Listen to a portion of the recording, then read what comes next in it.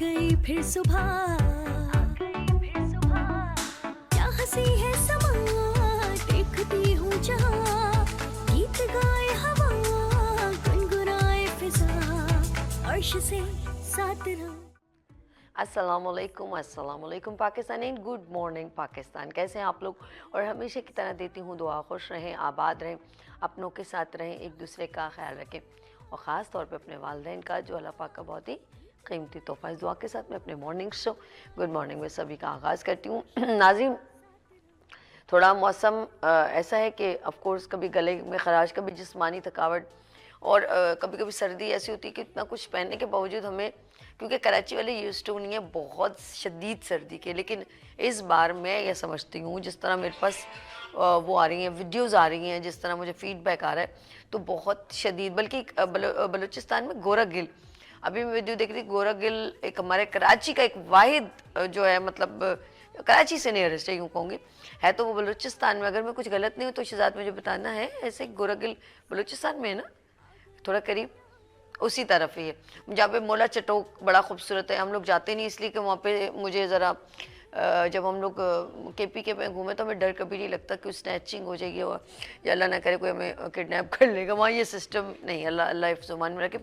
As compare to अगर हम कराची से हैदराबाद से आगे मूव करें और ज़रा सा और जाएँ कराची से थोड़ा आगे पीछे, तो बल्कि कराची के अंदर भी हमें डर ही लगा रहता है कि हमसे कुछ चीज़ छीन ना ले इस तरह। तो ये गोरखगिल का रास्ता भी सोचती हूँ कि जाऊँ, बल्कि वहाँ पे बहुत अच्छे अच्छे लोग हमारे जानने वाले और अच्छी पोस्ट पे भी मौजूद हैं। लेकिन जब रास्ता याद आता है कि अल्लाह ना करे रास्ते में कोई हादसा ना हो जाए, तो फिर हम ज़रा सा अवॉइड करते हैं। लेट्स सी, गोरखगिल में आई थिंक बर्फबारी हो रही है और जिन लोगों को बहुत बर्फबारी देखने का शौक़ है तो मैं कुछ घंटों में आप वहाँ पहुँच सकते हैं, लेकिन रिस्क आपका, मेरा नहीं। बिल्कुल मैं सजेशन ऐसा नहीं कहूँगी कल खुदा का आपके साथ कुछ हो जाए तो अगर सभी कह रही थी जाओ। लेट्स सी, देखिए गला मेरा बार बार ना वो प्रॉब्लम्स कर रहा है। और जी हाँ, और बाकी ये कि आप चलते हैं ज़रा सा आपसे खूबसूरत से मैसेज की तरफ। और जी आज का मैसेज क्या है नाज़रीन, आप हमें फीडबैक देते हैं, मुझे बहुत अच्छा लगता है। आप वैसे मेरे पेज पे जाएं, सभी अर्श लिखे, तो आपको मेरे साथ एक कम्युनिकेशन, मेरे प्रोग्राम्स जितने भी हैं वहाँ पर कुछ मैसेजेस चीज़ें वो अपलोड होती रहती हैं। वो गुड मॉर्निंग विद सभी के पेज पे जाएं, आपको वहाँ पर हमारे प्रोग्राम्स भी मिलेंगे। आप हमें फीडबैक देते हैं, अच्छा लगता है। बाकी ये कि आप हमें कमेंट्स करते हैं, वो भी बहुत अच्छा लगता है। प्रोग्राम में क्या चेंजेस आपको चाहिए वो भी आप हमें फीडबैक ज़रूर दीजिएगा। कोशिश हम कर रहे हैं कि हम अच्छा करके आपको कुछ दिखाएं जिससे आपको कुछ अवेयरनेस हो, कुछ आपको नई कुछ सीखने को मौका मिले। फिर इसी तरह हम आपके साथ एक कम्युनिकेशन में रहते हैं। लेट्स सी, हम चलते हैं प्यारे से मैसेज की तरफ। और मैसेज कुछ यूँ है कि जस्टिस, इंसाफ। आज कोई कानून की बात नहीं है, आज कोई लॉयर मौजूद नहीं, आज कोई मुल्जिम और ना मुजरिम मौजूद है, लेकिन हर इंसान इंसाफ मांग रहा है और चाह रहा है। लेकिन मुझे लगता है कि इस धरती पे, इस ज़मीन पर नाइंसाफ़ी करने वाले हर जगह मौजूद है। आप किसी भी फील्ड को उठा के देख लें, किसी भी जगह पर, मैं कहती हूँ वो वाकई में जिनकी माँ बाप ने अच्छी तरबियत की है ना, या जिनके दिल में अल्लाह का खौफ, या जिनके दिल में अल्लाह की मोहब्बत है, मैं कहती हूँ सिर्फ और सिर्फ इंसाफ वो कर सकते हैं। बाकी किसी से भी आप उम्मीद ना करें कि वो आपके साथ जस्टिस करेगा, इंसाफ करेगा। मैं कहती हूँ यू फील वेरी रिलैक्स। अगर आप ने किसी के साथ भी आपको लगता है कि मैं इस शख्स को मेरी ज़रूरत है, या इस शख्स ने यहाँ पर इसके साथ मैं ये जस्टिस कर सकता हूँ, यानी कि उसके साथ कोई नाइंसाफ़ी नहीं कर सकता, तो आपका दिल बहुत मुतमईन होता है। और कभी कभी आपको लगता है कि मैं ऐसा करूँ, लेकिन उसके बावजूद आप नहीं करते, आप नाइंसाफ़ी कर जाते हैं। लोग थोड़े थोड़े पैसों के लिए नाइंसाफ़ी कर जाते हैं, थोड़ी थोड़ी चीज़ों के साथ, खाने के साथ, यहाँ तक कि कोई चीज़ छोड़ी नहीं लोगों ने नाइंसाफ़ी की। जबकि बेसिकली मैं उन लोगों को इस वक्त पॉइंटेड कर रही हूँ जो ईमान की दौलत से माला माल है, अल्लाह को अल्लाह को मानते हैं, अल्लाह की नहीं मानते लेकिन अल्लाह को मानते हैं, नबी सल्लल्लाहु अलैहि वसल्लम की उम्मत में से हैं, नमाज पढ़ते हैं, रोजा रखते हैं, लेकिन नाइंसाफी करते हैं। चले मैं आपको एक प्यारे से बच्चे की स्टोरी सुनाती हूँ। किसी जहां पर ईमान और मैं कहूंगी कि मुसलमान नहीं है, ये उस मुल्क की बात कर रही हूँ। एक बच्चे ने, एक 10-12 साल के बच्चे ने एक मॉल में जाके वहां से ब्रेड चुरा ली। क्या चुरा लिया? डबल रोटी चुरा लिया। आपको आसान लगने जो, और शायद कुछ उसके साथ खाने के लिए हम लोग बटर मक्खन मिलाई जो भी, वो भी चोरी कर ली उसने। वो चोरी करके भाग रहा था तो उस सुपरमार्केट के बंदे ने उसे पकड़ लिया और उसको किसके हवाले कर दिया? पुलिस के हवाले में कि इसने चोरी की है। जज ने पूछा, जज आपको अदालत लगी? क्या बात है जी, अदालत लग गई। जज ने पूछा, हाँ जी आपने चोरी की? उस बच्चे ने कहा हाँ। बोला क्या? बोला जी मैंने ब्रेड चोरी की। अच्छा, इसके अलावा? उसने बोला कुछ नहीं। ओके, तो उसने कहा आपने खरीदी क्यों नहीं? उसने बोला मेरे पास पैसे नहीं थे। उसने कहा आप किसी से मांग लेते।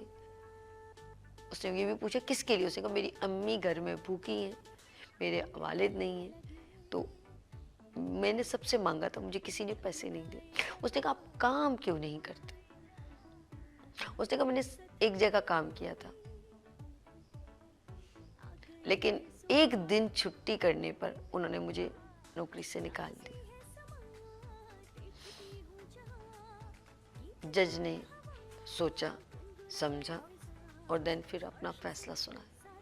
उसने कहा यहाँ पर मुझ समेत, ये देखें, ये गोरों का कानून सुने जरा गौर से। उसने कहा मुझ समेत यहाँ जितने भी अदालत में बैठे सब $10 देंगे। सबसे पहले जज ने अपने वॉलेट को खोला और $10,000 वहां पर रखे और बोला यहाँ कोई जाएगा नहीं, सब $10,000 पे करेंगे। और फिर उसने सुपरमार्केट जो ऑन करता था उसके ऑनर को कहा कि आपने एक मासूम बच्चे की चोरी जो उसने की, जिसे जो वो उसने एक अपनी भूख मिटाने के लिए, और आपने उसको पुलिस तक, और यानी कि ये उसके ऊपर एक उसको तकलीफ दे मराइल से गुजारा, और आपने उसको थाने तक लेकर आए, उसको तकलीफ दी सिर्फ एक ब्रेड की, जिसमें हम सब देखा जाए तो गुनाहगार हैं। तो इसीलिए बराए मेहरबानी आप भी जो है वो प्लेंटी देंगे, और ये वरना अगर आपने प्लेंटी नहीं दी तो आपकी दुकान को, मॉल को सील कर दिया जाएगा। बच्चा हक्का बक्का हैरान, जस्टिस। बोला हम सब इसमें मुलविस हैं, इस चोरी में देखा जाए तो उस बच्चे के मतलब जुर्म में हम सब मुलविस हैं कि हमें हमारे होते हुए एक कोई बंदा रोटी के लिए चोरी करे, ये शर्म की बात है, ये गोरों का कानून है। और उसने फिर आगे से कहा ये प्लेंटी के पैसे गवर्नमेंट में नहीं बल्कि इस बच्चे को अदा किए जाएंगे, और वो सारे पैसे उस बच्चे को दे। बच्चा फूट फूट के रोने लगा अदालत में। ये है कानून। कहते हैं कि अदल को और इंसाफ, अब मैं आपको बताऊं ये अदल और इंसाफ की मैं मायने बताती हूँ। इंसाफ क्या है कि बराबरी, यानी कि अगर इस बंदे की सैलरी इतनी है तो इसकी भी इतनी होनी चाहिए, ये इंसाफ है, जस्टिस है, सब इक्वल है। खाना पक रहा है तो सब इक्वल है, ऐसे ही है ना, ये इंसाफ है। अदल क्या है? जैसे अच्छा चलो एक और बात, एक मजदूर है, एक जवान मजदूर है, एक बूढ़ा मजदूर है। एक ठेकेदार आता है और कहता है कि ये 5 ईंटें आप लोगों ने ऊपर जानी है, और 5 ईंटें चढ़ाने पर मैं आपको जो है मतलब 500 ईंटें जो टोटल रखी हुई, ये सब आपने 5वें फ्लोर पर चढ़ानी है। 500 रुपये सबको दिए जाएंगे या 1000 रुपये सबको दिए जाएंगे, उसमें जवान भी बूढ़े भी। ये इंसाफ है, सबको बराबरी। लेकिन आप सोचेंगे कि अगर यार एक बहुत उम्र का बूढ़ा है, फिर एक 25 साल का नौजवान है और एक 12 साल का, क्या आप समझते हैं कि ये अदल है, ये इंसाफ है, इसे इंसाफ कहते हैं कि एक बिल्कुल बराबर। लेकिन अदल क्या है? अदल मतलब रहम। आज मैं आपको थोड़ी सी मीनिंग बताऊंगी, इंसाफ और अदल में फ़र्क है। कहते हैं अदल और इंसाफ होना चाहिए। अदल ये कि छोटे बच्चे को 5 ईंटें उठाने पे 1000 नहीं देना चाहिए। बूढ़े पे भी ये 500 ईंटें चढ़ाने पे इक्वल नहीं करना, बल्कि उसका ख्याल ये करना चाहिए कि पैसे तुम्हें इतने मिलेंगे, लेकिन तुम ये 1000 ईंटें नहीं बल्कि तुम 500 ईंटें ऊपर चढ़ाना। ये बोलते हैं अदल। कभी कभी हम अदलो इंसाफ को समझ नहीं पाते। हमारे शायद ज़हनी सतह बड़ी पस्त हो चुकी है। हम बच्चे पर भी वही बोझ डालते हैं वो जो एक नौजवान के ऊपर डालते हैं। हम बूढ़े पे भी वही नाइंसाफ़ी करते हैं और अदल से दूर हो जाते हैं। ज़िंदगी में याद रखिएगा, हम जब तक अदल नहीं करेंगे ना तो इंसाफ के किसी पैमाने को हम छू नहीं सकते। हमारी ज़िंदगी में ऐसे बहुत सारे वाक़यात हैं जब हम जस्टिस नहीं कर पाते और नाइंसाफ़ी इस दीदा दलेरी से कर रहे होते हैं किसी के ऊपर, हमें ये महसूस ही नहीं होता कि हम किसी के साथ नाइंसाफ़ी कर रहे हैं। नाइंसाफ़ी क्या है? सॉरी, आप सोचेंगे कि सभी लॉयर हो गए, ये कि नहीं, ऐसा कुछ नहीं। ये आप लोग मुझे सिखाते हैं, यकीन करें। कहते हैं बुक से हम पढ़ना और दुनिया से हम सीखते हैं। किताबों से आप सीखते नहीं हैं, किताबों से आप सिर्फ इल्म हासिल करते हैं, लेकिन दुनिया आपका बेहतरीन आपकी रहनुमाई करता है, आपको ज़िंदगी को संवारने में।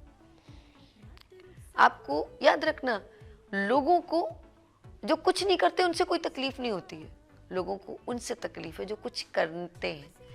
अब आप अपने आप को पॉइंट करें कि आप किन लोगों में शुमार हैं। लोगों को, जो लोग आगे बढ़े होते उनसे तकलीफ होती है, जो कुछ नहीं करते उनसे कोई तकलीफ नहीं है। जस्टिस नहीं कर पाते कि कोई बेटर कर रहा है तो then best of luck, good, keep it up. No, then a pinch, इधर उधर और डिस्टर्बेंस। देन वो ये उस उनकी, वो कहते हैं ना, उनके दिल को राहत मिल रही होती, करना उन्होंने कुछ नहीं होता। तो हम लोग इसी तरह उन लोगों के साथ भी जो है ना जस्टिस नहीं कर पाते। ये नाइंसाफ़ी का भी आला पैमाना है।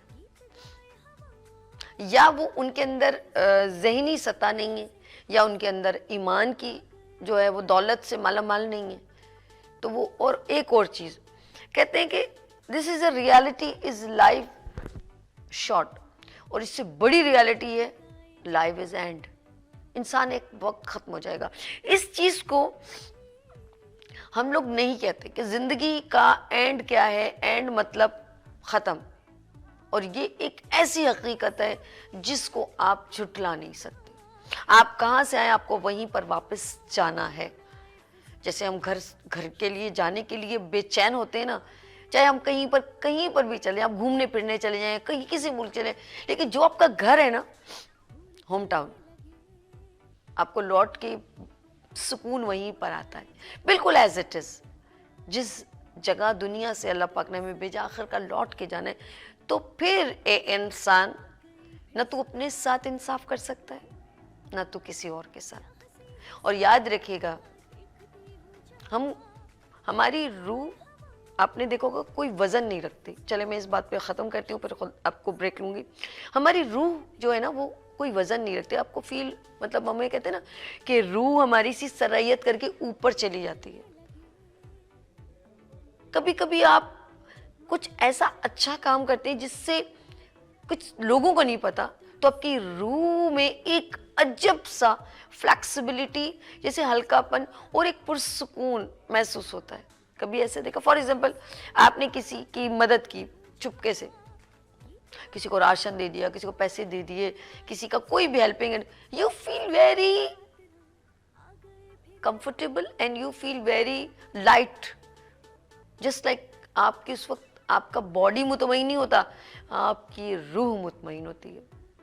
और जब आप किसी को तकलीफ देते हैं और आपको पता है कि ये मैंने कुछ गलत किया है, तो समझ लें आप अपनी रूह, जहनी रूह को बेचैन कर देते हैं। फिर आप कुछ भी मतलब किसी को तकलीफ देने के बाद you don't feel very comfortable, आपकी रूह बेचैन रहती है और आप इस बेचैनी में अपने सुकून को भगा देते हैं, दूर चला जाता है आपका सुकून।